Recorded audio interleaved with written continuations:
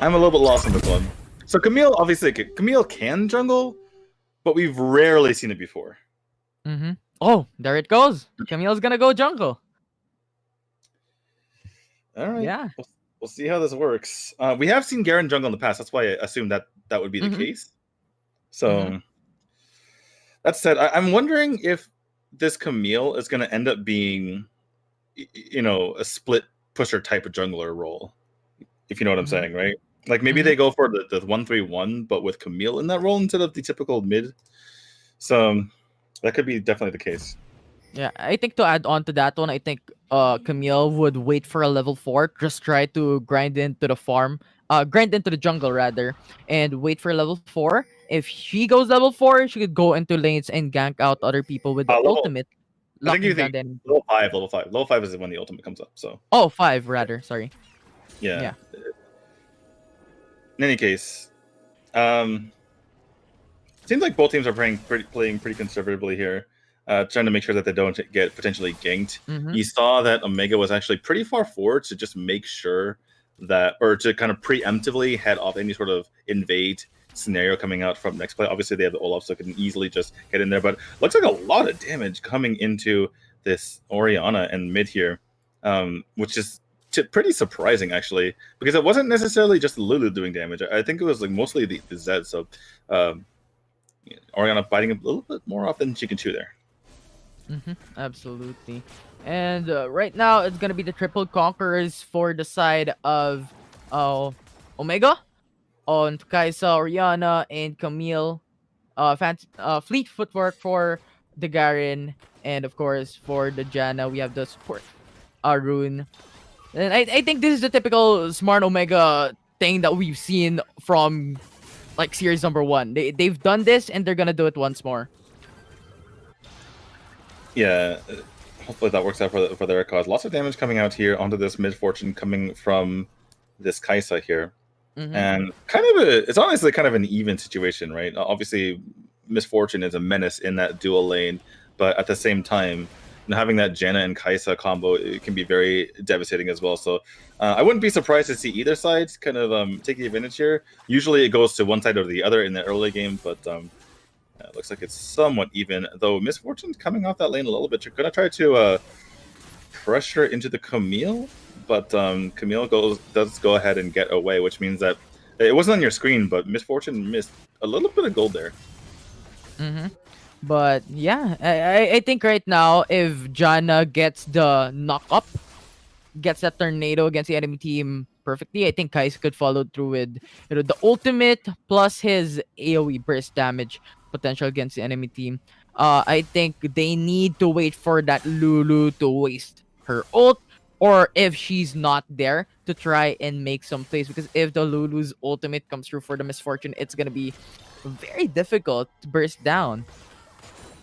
All right, well, we have the Zed getting some decent damage onto the Orianna here. Mm-hmm. Once you get kind of level 2, level 3, Zed does quite a bit better against Orianna. It's just making sure you don't get extra damage from those auto attacks early. So that's a good sign here if you are NEXPLAY, just making sure that they start to win that matchup, which is pretty big for Zed. You really want to be able to one-shot people when you get into these skirmishes and trying to pick off the opponent.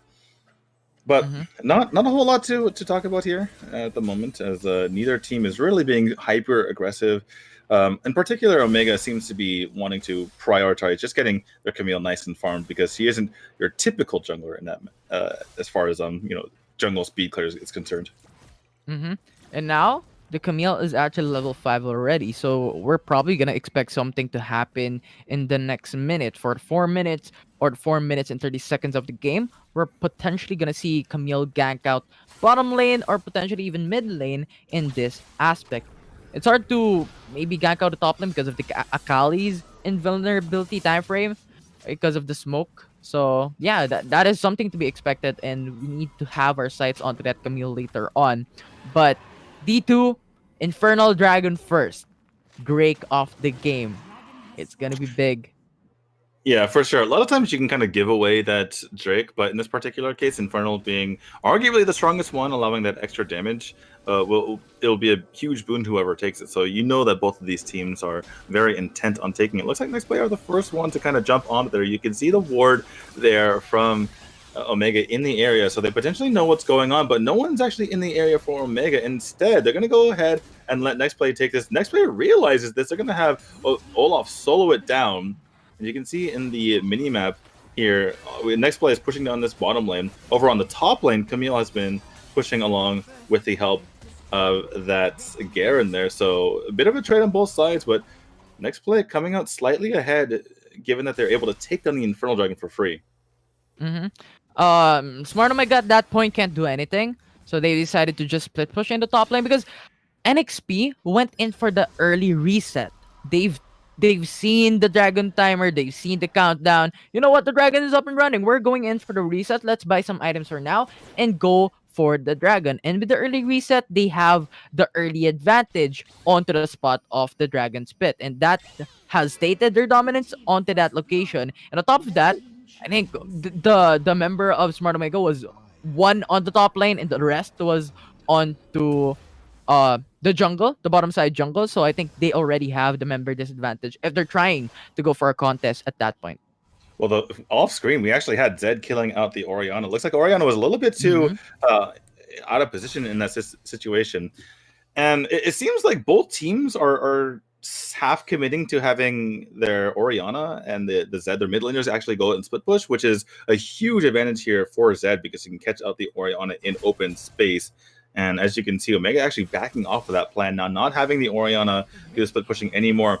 NEXTPLAY, I was wondering which team was going to be more aggressive, but it looks like NEXTPLAY is the more aggressive of the two, despite the fact that both were hyper aggressive in their early round matches. And now it's gonna be Smart Omega going in for the Rift Herald. While NXP is hovering here, D2, we have a potential fight to occur. It is gonna be a contest coming in from NXP. Yeah, the fifth member is actually coming in here. Big bullet time coming out from Miss Fortune as they're jumping on the back line. Down goes Orianna, and in comes the Zed as well as multiple members are extremely low. They jump in, the Wild Growth goes down as well. Camille follows, and only Janna is left standing as 4 members have already fallen. I don't even think it's worth it here for NEXTPLAY to commit to that last actual member, but that was a dominant fight from, oh, never mind, they go for it anyway. That is an ace. That is a 5-for-1. NEXTPLAY showing their strength. Absolutely. Smart Omega taking the Rift Herald. NXT said, sure, we're gonna take the A's down for the drain for our team. And they've gotten it. They've gotten a turret in the process as well on the top lane. So it's a matter of taking a good response for the side of NXP against Smart Omega on that objective. Yeah, I just love the patience coming out from the Misfortunes. She's just standing there like, yeah, we know. They almost baited the take of the Rift Herald, right? It's almost like they didn't want to take it themselves.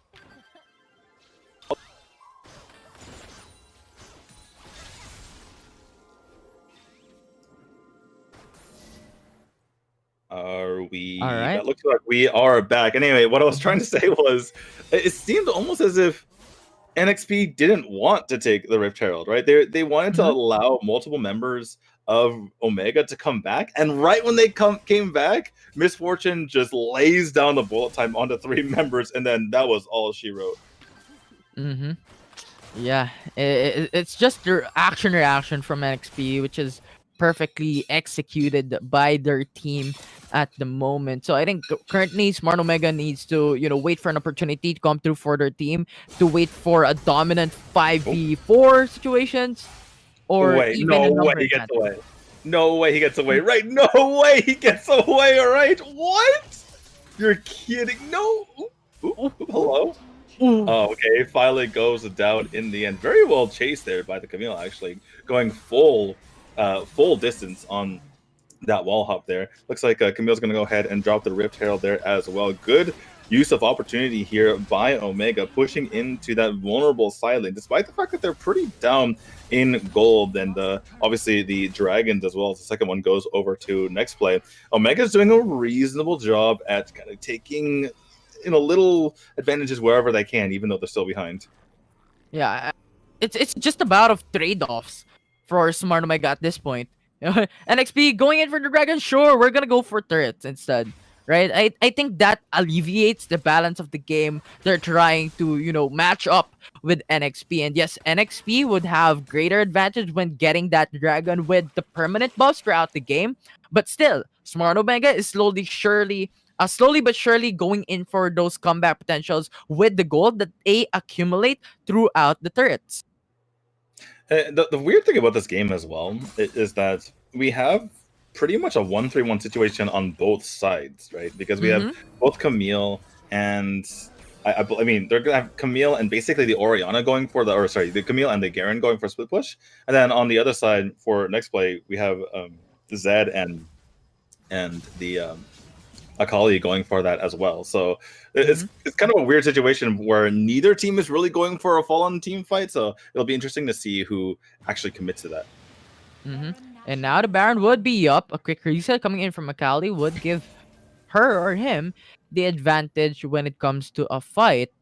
But you know what, Smart Omega just chilling onto the tower, which is actually very smart. They understand that they have the 5k gold disadvantage against NXP and a 2 dragon buff disadvantage as well. So it's a matter of respecting once more the enemy team and waiting for an opportunity to come through, wait for a mistake from NXP to come through before they could act up, before they could actually initiate a potential comeback play against the enemy team. Right. Neither team has a great play to go for here, right? Neither has an objective. Dave, if you can just show us the gold amount, I kind of want to see how fed the Kaisa is. Well, never mind. Hold on. I thought the Akali trying to go in for a lot of damage, actually using the bounty fruit to get her out of dodge there. But yeah, taking a look at these gold amounts, the Camille actually has the most there. Kaisa's reasonable. It's kind of blurry for me, but it looks like it's around 8.2k. But the sides looks very actually balanced here for NEXTPLAY. Not many members like super high, other than the Zed and Misfortune there. So really nice spreading out here as we have a bit of a gank cutting off the members of Omega. Camille able to go ahead and get out of there, but Garen not so lucky as he does fall to the Olaf. Ult comes out here from Camille. It looks like Stasis coming out. Can stay alive. No, gonna get taken down. The Akali is forced down here. So good retaliation coming out from Omega. Let's see how consequential these deaths end up being. Yeah. And the Garen would be down, so that is a potential advantage coming in for the 7XP. Oh no, never mind. It has been a 1-for-1, so it's dead even for these teams right now. And actually very interesting to see. Kaisa actually went to prioritize the GA instead of damage. So she sacrificed a potential first item BRK and went in for the GA instead. And I think this is good, relatively good, especially since NXP keeps on dominating the early game, and having the GA would have you for safety in terms of a matchup. Yeah, you actually see the GA on the Misfortune as well. You can, it's perfectly reasonable if you look at the opponent, right? If you're the Kaisa, you're potentially worried about a Zed jumping on you, the Akali jumping on you, even potentially Olaf jumping on you. Speaking of jumping on, Hexa comes out here against the Akali. She used the strat to try to get away, jumps away at the last moment. That's going to be death here for the Camille. Can the Akali get away? She actually uses the flash in order to make sure she tries to do so. Olaf is chasing down this Garen, misses the axe, picks it up, tries to go for him once more. Looks like this Garen really has nowhere to go here as he is getting completely chased down, actually running back to see if Akali was potentially backing, but she was not. She was already in base. The action continues. Zed trying to take onto a lot of damage going down onto this Kaisa, but she's standing strong. Actually gets a bit of a heal for the teammates, and they're continuing to push NEXTPLAY on the warpath, pushing down into. And that means that the Kaisa is going to go down to this Akali as she is back in the picture. The Janna is in trouble as well. So too is the Orianna running for her life, but they get massive damage. That is a huge ult. As our screens are getting blurry, bro, it's kind of hard to tell what's going on. They're pushing him, and the Orianna is getting extremely low. The Janna already fallen, and that is another 2 kills to NEXTPLAY's name. Wow, they were not happy about losing one of the members, and they really took advantage there. Yeah, and Smart Omega has to pay the price. Garen went in too deep onto the map, onto the jungle side, and even used the flash to try and get the kill. But at the end of the day, he didn't get it. And with Garen down, it's basically a 5v4 on the top lane a while ago, wherein they keep on getting those kills against Smart Omega and taking home more right now, securing the Baron buff as well. Yeah, it's going from bad to worse here for Omega. Omega continuously jumping into fights that they can't possibly take. Mm-hmm. Camille actually did get the GA popped on Olaf. Again, we're having some technical difficulties, so our screen's a little bit blurry here, but it was it was about as good of a fight as Omega could have taken near the Baron Mm-hmm. there, and still they got completely wiped out. They're down a substantial amount of gold, almost unrecoverable at this point. They're down the Baron. They're going to lose yet another dragon. That's the third dragon going over to NEXTPLAY. And NEXTPLAY, they're continuing their dominance from the first round, and this time putting it to Omega. Mm-hmm. Yeah, and I think at this point in time, they're gonna have a hard time. Right? You have the misfortune to go for the bullet time if they're gonna go for the ganks. If they're gonna go for massive amounts of play, you have the Olaf as a frontliner for NXP. So it's basically a safe play for NXP at this point in time, wherein they have a lot of gold, they have very strong tanking capabilities with the Lulu as well to try and emphasize those abilities for the side of NXP. But of course, we still have the comeback potential to the side of Smart Omega. It may be hard, it may be minute of a possibility to happen, but it can still happen. We still have all the inhibitor turrets up and running for them. So they need to defend this if they still want to win. Yeah, but they're not having a great time of it now as the top inhibitor turret does go down. NEXTPLAY not giving any room over to Omega here as they're continuing to pushing on both lanes. Actually, mid and bottom turret are about to fall. Mid does go down. Let's take a look at the bottom turret here as they're putting all their attention toward it. Going to be jumping in. Actually, going to be regressed upon in return. The re-engage coming out from Omega there, but not going to be enough to take anyone down. And that is the last inhibitor turret. It was a reasonable call by Omega to try to go for it there, but they weren't together as a team, and that means they weren't able to get any kills. Infinity. Huh. I think what better would happen is to go 5-man in a single lane because NXP was already split up, right? Someone Yeah. was pushing top lane, someone was pushing mid lane, someone was pushing bot lane. So I think what Yeah. would have been better is to try and go for a 5-man onto a single lane. Try to get some kills. If you got that kills, convert it into the mid lane or top lane to someone who's also pushing. And with that, you all have the potential to really dominate the member disadvantage of NXP on a single lane and potentially even save 1 or 2 inhibitor turrets in the process. But they didn't do it. They tried to defend all lanes at once and ended up defending none. Right? It's like just go for just pick one and defend. You got to get some picks there.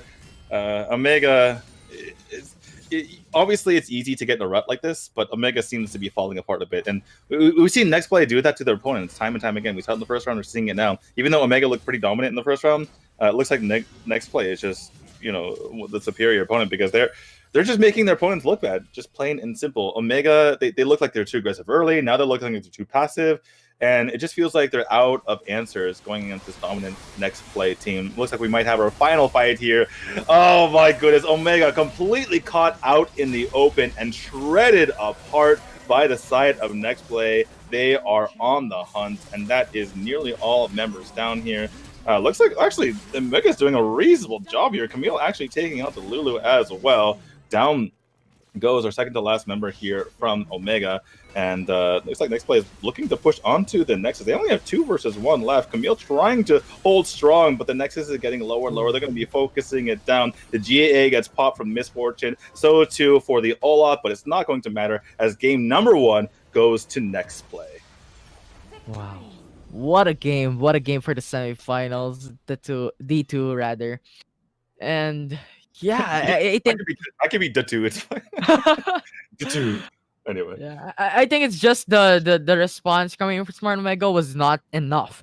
Coming in from mid game, late game, NXP was taking a lot of dragons, a lot of objectives, while Smart Omega wasn't able to try and make those response any longer. In the early game, it was very exceptional. But when it comes to the mid game, late game, what else can you do when you have a lot of disadvantage? And come a point in time, they were already at how many gold disadvantage, right? 8k gold disadvantage when it comes to like